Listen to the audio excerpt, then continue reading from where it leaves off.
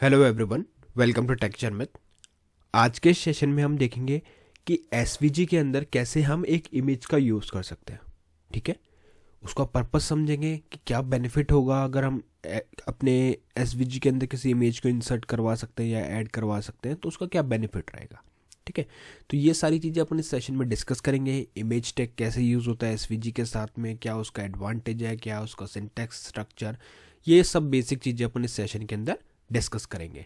But session शुरू करने से पहले जस्ट मेरा एक रिकमेंडेशन है कि अगर अभी तक आप लोगों ने पहले वाले सेशंस वॉच नहीं करे हैं तो आप पहले उनको देख सकते हो, क्योंकि ये जो पूरी प्लेलिस्ट है वो एक प्रॉपर सीक्वेंस और सिंक में।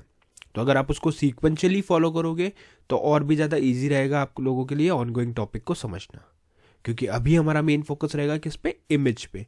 बट उससे पहले हमें पता होना चाहिए एसवीजी क्या होता है, एसवीजी को कैसे ऐड करते हैं, क्या उसकी बेसिक चीज़ें हैं, कौन कौन सी बेसिक शेप्स हम ड्रॉ कर सकते हैं एसवीजी पे, शेप ड्रॉ करने के लिए कौन सा एलिमेंट यूज़ करना होता है।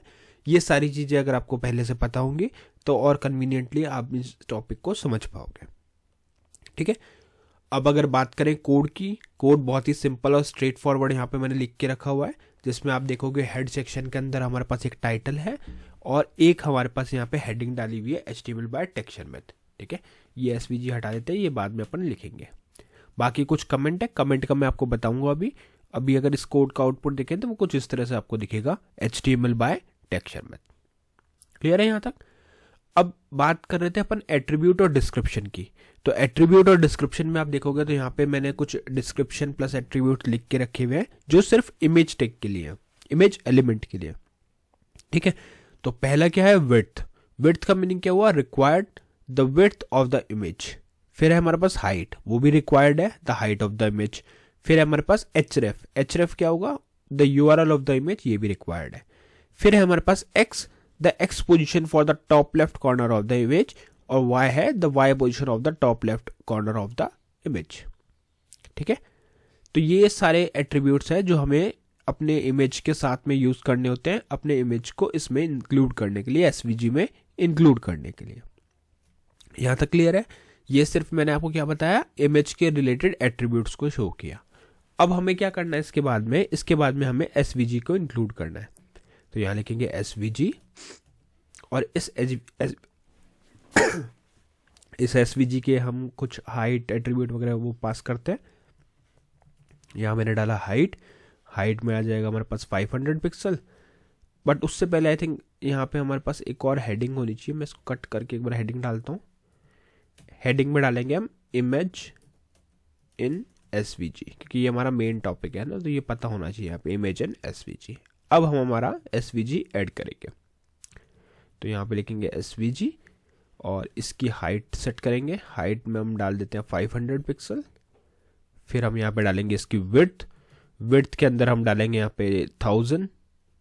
ठीक है, फिर उसके बाद में हम डालेंगे यहाँ पे इसका स्टाइल एट्रीब्यूट जो बॉर्डर को अप्लाई करेगा। तो बॉर्डर में लिखेंगे 5px सॉलिड ब्लैक। सेव किया, रिफ्रेश किया, तो जैसे ही हम इसको रिफ्रेश करेंगे तो आपको यहाँ पे दिखेगा क्या, एक एसवीजी जो है वो स्क्रीन के ऊपर आ रहा है, और उस एसवीजी के अंदर अब आप वो सारी शेप्स, इमेज या जो भी चीज़ आपको इम्प्लीमेंट करनी है वो यहाँ पे आप उसको इम्प्लीमेंट करोगे। ठीक है, यहाँ तक क्लियर है? हमने सिर्फ एसवीजी ऐड किया। अब इसके बाद हम क्या करेंगे, इसके बाद हमें एक इमेज ऐड करनी है। ठीक है, तो इमेज वाला देखते हैं पहले। तो यहाँ पे लिखेंगे इमेज।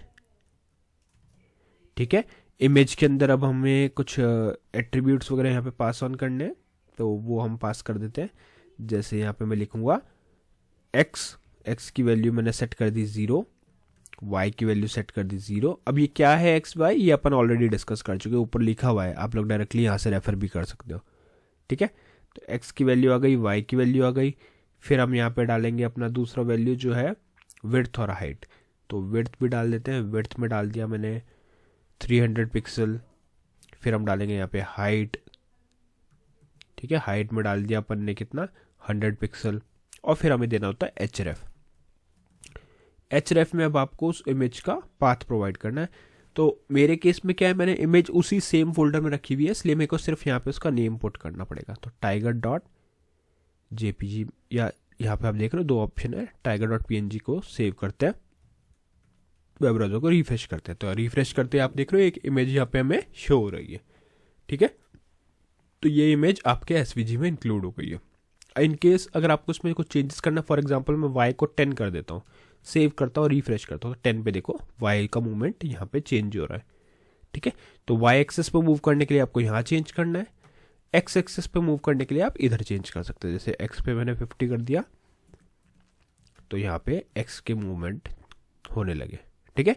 तो इस तरह से ये एक इमेज मैंने यहाँ पे आपको शो करके दिखाई है। अब यहाँ तक तो क्या किया हमने, सिर्फ एक एसवीजी बनाया, उस एसवीजी में एक इमेज बनाया जो हमारा मेन टॉपिक था। अब आपको क्लियर हो गया कि कैसे एसवीजी में इमेज ऐड करते हैं।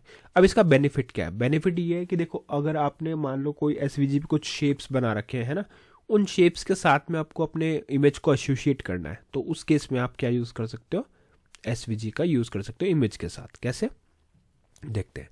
तो अब यहाँ पे अपन क्या करेंगे, एक और शेप ड्रॉ करते हैं। तो मैं लिखता हूँ सर्कल, ठीक है। इस सर्कल में हम लिखेंगे r equals to 105, cx equals to 150, cy equals to 120, और यहाँ पे हम फिल डालेंगे, फिल लाइट ब्लू, ठीक है। ये हमने यहाँ पे इसके कुछ एट्रीब्यूट्स सर्किल में पास किए, सर्किल को रिफ्रेश किया। तो अभी देख रहे हो, अभी एक सर्किल आ रहा है। अब इसको अब आपको अपने इमेज के अकॉर्डिंग सेट करना है। जैसे हमने यहाँ पे एक्स वाई की वैल्यू चेंज की थी, इसलिए ये ऐसा दिख रहा है। तो आप एक बार इसको 0 0 करके देखो, सेव करता है, रिफ्रेश करता है, 0 पे यहाँ आ रहा है।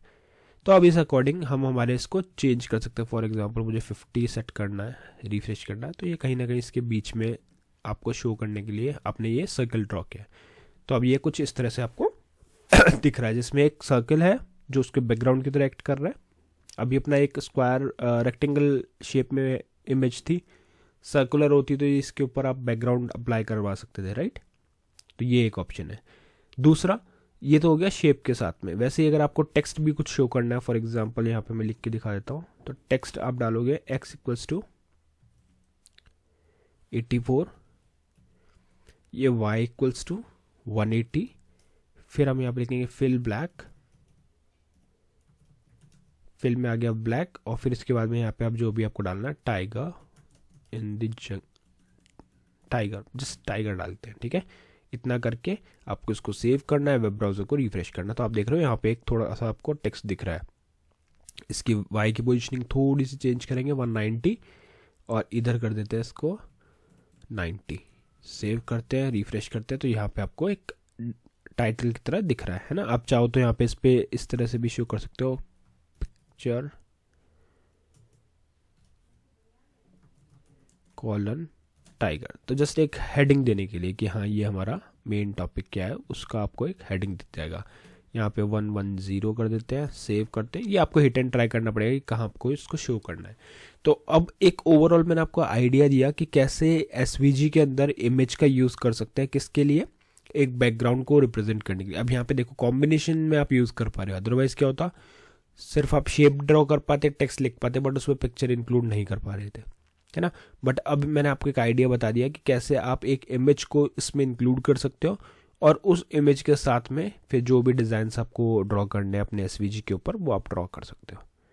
तो ओवरऑल इस सेशन का पर्पस यही था कि कैसे हम एक इमेज को यूज़ कर सकते हैं अपने एसवीजी के अंदर, साथ में एसोसिएट कर सकते हैं। और ऐसा नहीं है कि सिर्फ सर्किल ही आपको यूज़ करना है, आप कोई और शेप भी यूज़ कर सकते हो। जैसे अपन ने सारी शेप्स डिस्कस की थी, उनमें से कोई भी शेप आप यूज़ कर सकते हो, और उसके साथ में अगर आपको टेक्स्ट भी एसोसिएट करना है तो वो भी कर सकते हो। इन एट्रीब्यूट्स का मैं ज्यूम कर रहा हूँ आप लोगों को पता होगा, क्योंकि ये ऑलरेडी काफ़ी बार डिस्कस हुए हुए हैं, इसलिए फिर से रिपीट नहीं किया। और सॉरी, ये जो सर्किल और टेक्स्ट के हैं उसकी बात कर रहा हूँ, इसका अपन ने अभी डिस्कस किया है ऑलरेडी, क्योंकि ये इस सेशन का मेन टॉपिक यही था। तो यहाँ पे मैंने उसके बारे में बता दिया, ठीक है। तो अभी आप लोग प्रैक्टिस कर सकते हो, जो रिक्वायर्ड लिखा हुआ है वो रिक्वायर्ड है, उसमें आपको वो पैरामीटर पास करना ही है। और अदरवाइज अगर आप जैसे ये दोनों स्किप करोगे तो वो फिर बाय डिफ़ॉल्ट जो वैल्यू होगी इसकी वो पिक करेगा, ठीक है। तो आई होप आज का ये पूरा सेशन आपको क्लियर हुआ होगा, और नेक्स्ट सेशन में हम इसी से रिलेटेड और भी टॉपिक डिस्कस करेंगे, एसवीजी में और क्या क्या इंप्लीमेंट कर सकते हैं। तब तक आप लोग जो टॉपिक अभी तक हमने डिस्कस किए उनकी प्रैक्टिस करो, हिट एंड ट्राई करो, अलग अलग तरह के सिनेरियोज बना के देखो, तो आपको और कन्वीनियंट वे में चीज़ें समझ में आएगी। तो आज के लिए इतना ही था, नेक्स्ट सेशन में बाकी टॉपिक डिस्कस करेंगे। So thank you for watching tech share with.